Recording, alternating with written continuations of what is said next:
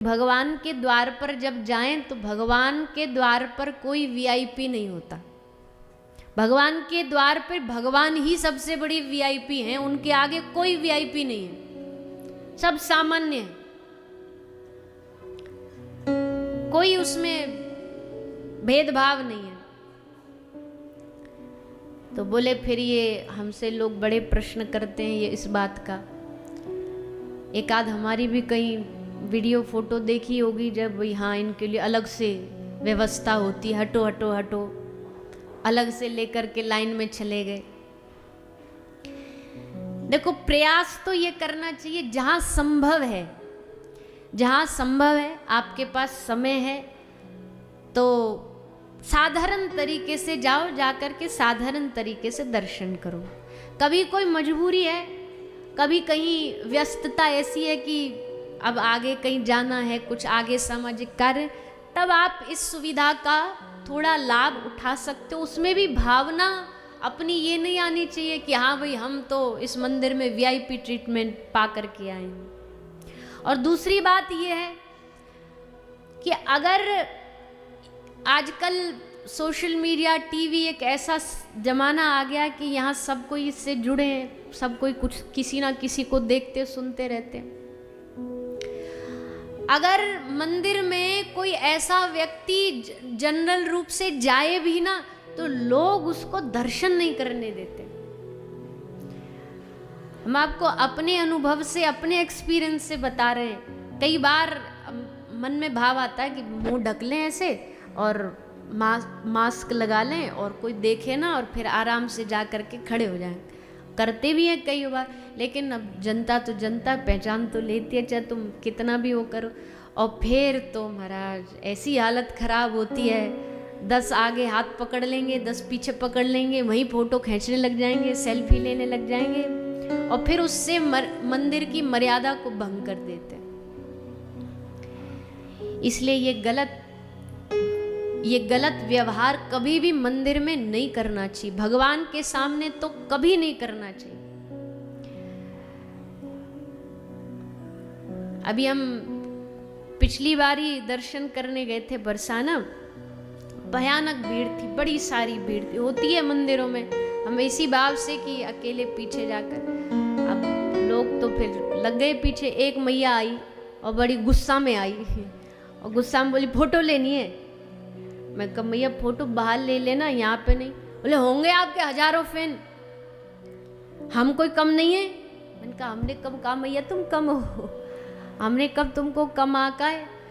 पर नहीं नहीं, ये जो आप हम फोटो नहीं लेने, ये घमंड नहीं होना चाहिए। मैंने कहा हमने मैया घमंड कहाँ दिखा रहा, हम ये कह रहे मंदिर में वहाँ देखो, यहाँ मत देखो। और तो उल्टा हमसे लड़ पड़ी ना फोटो लेने देने के लिए। अब बताओ, ठाकुर जी के मंदिर में तुम भगवान को छोड़ के, श्री जी को छोड़ करके किसी और को पकड़ रहे हो, किसी और का पांव छू रहे हो, किसी और के साथ फोटो खिंचा रहे हो। उनको तो अपराध लगेगा ही लगेगा, हमको कितना लगेगा बताओ। तुम ठाकुर जी के मंदिर में जाके खुद को पुजवा रहे हो। तो ये थोड़ी सी मर्यादा लोगों को भी रखनी चाहिए। अब फिर अगली बार से क्या मन में आता, नहीं भैया वीआईपी वाली लाइन ही बढ़िया है, कम से कम वहाँ कपड़ा तो नहीं खींचेंगे हमारा, बाल तो नहीं खींचेंगे हमारे, वहां से चुपचाप कोने में होके दर्शन करके निकल जाएंगे। इसीलिए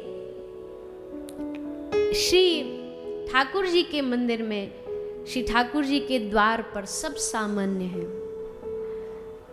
सारे ब्रज के जितने भी बड़े बड़े देवी देवता आज ब्रज में एकदम सामान्य रूप धारण करके लाला के दर्शन करने आए हैं। ठाकुर जी अब थोड़े थोड़े बड़े होते हैं, 1 दिन के हुए, 2 दिन के हुए, 3 दिन के हुए, 4 दिन के हुए।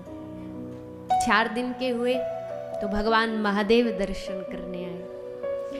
महादेव जी आए हैं दर्शन करने, लाला के आशा लेकर के आए हैं। बड़ी भारी आशा है कि लाला का मुख देख लूं, पर ये आशा इतनी जल्दी थोड़ी ना पूरी कर देंगे भगवान, ने थोड़ी सी परीक्षा तो लेंगे।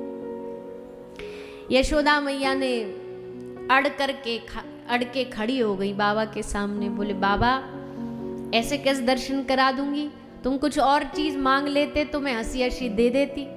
कोई धन धान्य मांगते, रुपया पैसा कपड़ा मांगते तो देने में आसानी रहती, पर तुमने इतनी बड़ी चीज मांग ली। क्या मांगी? ले मैया तेरे लाल को मुख देखन आयो। मैया बोली बाबा मैं इतना बड़ो रिस्क नहीं लूंगी। बाबा बोले अरे दर्शन कराने में कहाँ रिस्क है, या में कौन सा रिस्क है? बोले बाबा रिस्क ही रिस्क है। क्यों? बोले तुम्हारे गले में सांप, तुम्हारे हाथन में सांप, तुम्हारे कानन में सांप, सब जगह सांप से पूरे डोल रहे हैं। अब बताओ एक आध उतर के मेरे लाला पे चढ़ गयो तो इतनी मन्नतन के बाद तो लाला भयो, और वाकू लाके मैं जान जोखिम में डाल दूं, ऐसा तो मैं ना करूंगी। बाबा बोले अरे मैया तेरो छोरा इन सांपन ते नहीं डरे, बड़ो भारी कलाकार है वो, बड़ो भारी बलशाली है, शक्तिशाली है, वो ना डरेगो इन सब सांप वापन ते। मैया तू डर रही है, वो ना डरेगो।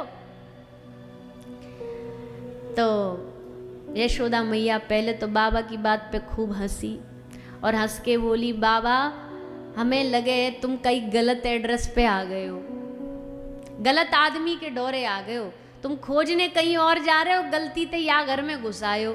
तुम जा घर में घुसे हो, या घर में जो बालक है वो तो बड़ो साधारण सो बालक है, छोटो सो बालक है, वाकू तो सापनते भी डर लगेगो। अरे बाबा देखो आज तक या दरवाजे ते कोई खाली हाथ साधु गयो ना, पर आज माफ करो, आज तो आपको खाली हाथ जानो पड़ेगो। बाबा बोले आज भी कोई खाली हाथ ना जाएगो, आज भी दर्शन करके ही जाएंगे।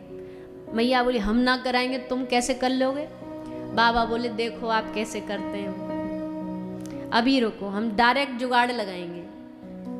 कभी कभी क्या होता है, हम यशोदा मैया के लिए नहीं कह रहे, वो तो खैर परम भक्ता है, पर कभी कभी ऐसा होता है कोई बड़ा व्यक्ति होता है ना, गणमान्य व्यक्ति, वो इतना कोई मिलना जुलना बात करना इसमें इतना कोई उसमें अभिमान और वो सब नहीं होता, पर जो बाहर दरवाजे पर रहते हैं ना, जो बाहर सामने रहते हैं कि भाई हम मिलवाने वाले, हम करवाने, वो बड़े एकदम भरे रहते घमंड में, ले हम नहीं भीतर जान देंगे, हम नहीं घुसने देंगे। तो फिर ऐसे में क्या करें? बोले भैया फिर डायरेक्ट अप्रोच करो उनसे, डायरेक्ट उनसे प्रार्थना करो, डायरेक्ट करो तो उनका सहजता से दर्शन हो जाएगा। तो श्री ठाकुर जी को श्री महादेव ने प्रार्थना करी, निवेदन किया, प्रेम की रीति निभानी है तो घर से बाहर आओ, ऐसे घर में छुपे बैठे रहोगे तो प्रेम नहीं निभेगा। निकलो बाहर, बाहर आके दर्शन दो हमें, हम इतनी दूर से आ गए, तुम भीतर से यहाँ नहीं आ सकते बाहर। ठाकुर जी बोले आने को तो हम भी तैयार बैठे हैं, पर महादेव जी ने एक आध साल रुक के आ जाते, 4 दिन के में ही आ गए, एक आध साल रुक के आते तो हम रिपट के घुटमन घिसट के कम से कम बाहर तो आ जाते। अब 4 दिन में बताओ, 4 दिन में अगर हम चल के बाहर आ गए तो पूरे गोकुल में हल्ला मच जाएगा कि छोरा ना कोई प्रेत भयो है। 4 दिन में चलन लगो, 4 दिन में पामन पे ठाड़ो है के चल रहे हो। तो बाबा अब तो कोई ऑप्शन है ही नहीं। महादेव ने कहा आप चाहो तो दुनिया में कितने ऑप्शन खड़े कर दो, आपके पास कोई ऑप्शन की कमी है? आप जब बनाना चाहो तब बना दो। ठाकुर जी बोला हमारे पास तो अभी फिलहाल की डेट में तो प्रेजेंट में देखा जाए तो एक ही ऑप्शन है। देखो बाबा, ना तो हमको चलना आता है, ना हमको बोलना आता है अभी, ना हमको तर्क करना आता है, ना हमको बाहर आना आता है। हमको एक ही चीज आती है। क्या आता है? हाँ, हमको रोना आता है, बस। इसके अलावा और कुछ भी नहीं आता। महादेव जी ने बोला बस बन गया काम, यही कर दो आप। और वह जब तक मैया लेके नहीं आ जाए ना बाहर, चाहे गला कितना भी दुखे, चीख चीख के रोना, वह बंद नहीं करना रोना, खूब रो खूब रो। ठाकुर जी बोले बड़े अद्भुत भक्त हो आप हमारे, बड़े अद्भुत सखा हो, प्रेमी हो, हंसाने आए रुलाने आए हो। महादेव ने कहा पहले रुलाएंगे फिर हंसाएंगे, पहले थोड़ा सा नाटक करेंगे और फिर आपको सामने आओगे तो खूब हंसाएंगे, खूब दर्शन देंगे, आपको बढ़िया बढ़िया कवित्व सुनाएंगे, सुना के आपको हंसाएंगे। तो प्रभु के आदेश से, निवेदन से श्री लाल जी ने पहले तो थोड़ा थोड़ा कम वॉल्यूम में रोना चालू किया, फिर थोड़ी वॉल्यूम बढ़ाई, मैया सुनी नहीं रही थी। थोड़ी वॉल्यूम में मैया कान में कोई फर्क ही नहीं पड़ रहा, फिर ने ठाकुर जी ने और वॉल्यूम बढ़ाई, ने और जोड़ते रोए। मैया फिर आई, मैया बोली अच्छा भूख लग रही होगी, ले दूध पी ले, दूध पिला दियो। ठाकुर जी बोले ना मैया, ये रोग दूध को नहीं है, ये तो कुछ और रोग है, अभी तुम समझ जाओगी, थोड़ी देर और रुक जाओ। फिर मैया ने दूध पिवा दियो, लाला तो और जोड़ते रोने लगे। एक बोली लगे मैया तेरे लाला के पेट में कछु दर्द है रहे हो। अब छोटा बच्चा रोता तो सब अपने अनुमान लगाते हैं कि भाई दर्द हो रहा होगा, कोई नींद नहीं हुई होगी। तो एक कहती है सखी मैया तेरे लाला के कछु पेट में दर्द वर्द है रहे हो, कछु औषधि कछु दवाई। मैया बोली 4 दिन को कहा दवाई दूँ यहाँ को। अच्छा मैया, एक सखी बोली मैया औषधि रहने दे, दवाई रहने दे, बाहर की दवाई कर दे। बाहर की दवाई का होवे? हाँ, छोटे से बच्चा को कोई रोग लग गयो, कछु है गयो हो, तो मैया क्या करती हैं? नजर उतारती है। नजर उतारना मैया की दवाई है।